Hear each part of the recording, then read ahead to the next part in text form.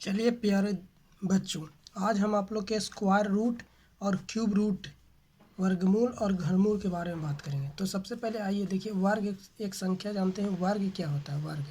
वर्ग क्या होता है कि जैसे देखिए, वर्ग के ऐसे चित्र हम कह रहे हैं तो वर्ग के ऐसे चित्र होता है। इसको ए, इसको ए, इसको ए, इसको ए, यानी ए जो है से ये सब भुजा बराबर है। ये एक तरह से वर्ग का चित्र है।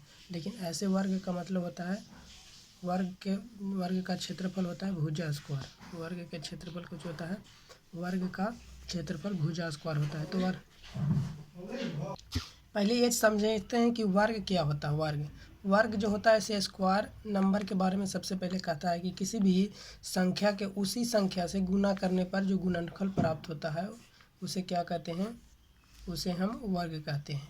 यानी देखिए, 2 है और 2 में ही 2 से वही संख्या से गुना करते हैं तो जो गुणनफल प्राप्त होता है, गुना करते हैं तो कितना आता है? 4। तो वही संख्या क्या कहलाता है? वर्ग संख्या कहलाता है। जैसे उसी संख्या में मतलब 5, अब 5 में ही 5 से गुना करने पर जो गुणनफल प्राप्त हो रहा है उसे क्या कहेंगे? वर्ग संख्या।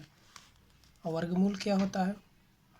आइए अगला पॉइंट वर्गमूल पर बात करते हैं। किसी संख्या का वर्गमूल वह संख्या है जिसका वर्ग करने से मूल संख्या प्राप्त होता है। उसे क्या कहते हैं? वर्गमूल कहते हैं। इसका चिन्ह रूट, इसको रूट से व्यक्त करते हैं, ROOT। रूट का मतलब होता है यहाँ 2 स्क्वायर, रूट। तो देखिए, सबसे पहले अगर रूट हम 4 के निकालते हैं तो ये 4 है। यानी कहने का मतलब है कि इसमें से जब भी किसी चीज़ का स्क्वायर होगा तो रूट वो हटा सकता है। अगर यहाँ पर ये है रूट 25 के अगर हटाना है तो 5 के स्क्वायर, तो स्क्वायर से रूट कैंसिल, हमेशा स्क्वायर से रूट कैंसिल होकर के रूट ख़त्म होता है। लेकिन कभी कभी ऐसा रहेगा, जैसे मान लीजिए 27 है तो यहाँ पर 3 है, 3 यहाँ रूट अगर दे दिया, अगर नहीं दिया तो रूट को हम 2 समझते हैं, लेकिन अगर दे दिया तो हमको समझना पड़ेगा कि 3 के क्यों करेंगे तब फिर क्यू से रूट कैंसिल हो जाएगा और फिर 3 घनमूल कहलाएगा। ये आगे चल कर के बात करेंगे इस पर। आइए सबसे पहले वर्गमूल की विधियाँ पढ़ते हैं। वर्गमूल बनाने की 2 विधियाँ होती है, method of finding square root, गुणनखंड विधि और भाग विधि। वर्गमूल बनाने की 2 विधि। देखिए, गुणनखंड विधि क्या होता है? जैसे हम 144 ले लिए और 144 का वर्गमूल निकालना है तो देखिए, सबसे गुणनखंड विधि में हम लोग क्या किए कि 2 है तो 144 के 2 से एलसीएम लगाएंगे तो क्या हो जाएगा? 72। फिर 2 से फिर लगाएंगे तो कितना हो जाएगा? 36। फिर 2 से लगाएंगे कितना हो जाएगा? 18। और फिर 2 से लगाएंगे तो कितना हो जाएगा? 19। फिर 2 से नहीं लगेगा तो कैसे लगेगा? 3 से, तो 3 हो जाएगा। तो देखिए, हमेशा क्या करते हैं? जोड़ी लगाते हैं। इसमें जोड़ी, इसका जोड़ी, फिर इसका जोड़ी। तो 2 के स्क्वायर गुने 2 के, देखिए ये 2 का स्क्वायर और गुने ये 3 वाला 2 है तो 3 के स्क्वायर, हमेशा स्क्वायर। और ई वाला जो है ऐसे स्क्वायर से सब रूट कैंसिल हो जाएगा तो सिर्फ ई वाला बचेगा 2, ये वाला 2 और ये वाला 3। तो 2 दूना 4 तो ये 12। ये वर्गमूल हो गया आपका 12। 144 का वर्गमूल कितना हो गया? 12 हो गया। इसी तरह से अब भाग विधि बनाते हैं। कैसे है? तो भाग विधि में बनाने के लिए सबसे पहले क्या करना है? राइट साइड को 2 को आपको अलग कर देना है। उसका 2 क्लियर करने के बाद 1 हुआ तो सिर्फ 1 लगाना है। एक अगर आपको 1 का पढ़ना है तो 1 का सिर्फ 1 बार पढ़ेंगे। 2 का पढ़ना है तो 2 का सिर्फ 2 बार पढ़ना है। 3 का पढ़ना है तो 3 बार पढ़ना है। 4 का पढ़ना है तो 4 बार पढ़ना है। इसी तरह से हम भाग लगाते हैं। यहाँ पर भाग विधि में देखिए, 1 का पढ़ेंगे तो 1 बार तो 1 आ जाएगा। यहाँ पर 1 लिखेंगे और यहाँ पर 2 को 1 लिखेंगे और 1 का गुना करके यहाँ लिखेंगे तो 1 में 1 से गुना करेंगे तो 1 हो जाएगा। इसको जोड़ दिए, 1 1 2 और 1 में से 1 गया कट कुट। अब ऊपर से 2 अंक हमेशा उतारते हैं, 44 ऊपर से उतार देंगे।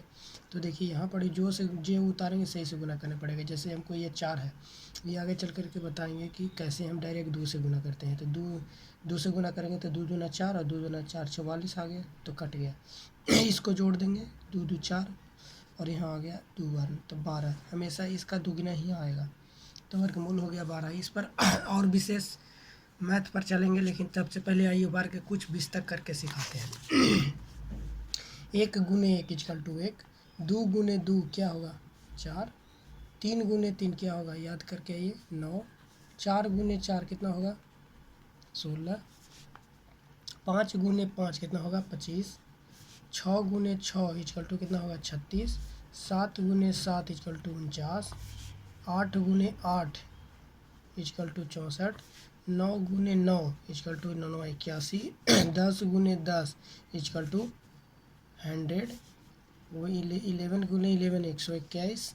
गुना कर लीजिएगा। अगर आपको यहाँ से नहीं गुना करना था तो ऐसे गुना कर सकते हैं, ऐसे गुना करते हैं, एक का एक ऐसे जोड़ देंगे, 1 1 2 1 ना होगा। इसी तरह से 12 में 12 से गुना करेंगे 144, आप गुना कर लीजिएगा। 13 में 13 से गुना करेंगे 169 हो जाएगा। 14 में 14 से गुना करेंगे कितना आएगा, ऐसे 14 ले लीजिए, 14 में 14 से गुना कर देंगे, 4 चौके 16 के 4 में 1, 4 का 4 1 5 ऐसे, और 4 का 4 और 1 का 1, तो इसको भी जोड़ेंगे 6 5 4 9 196, तो 196 ऐसे लिख देंगे। इसी तरह आप गुना करिएगा।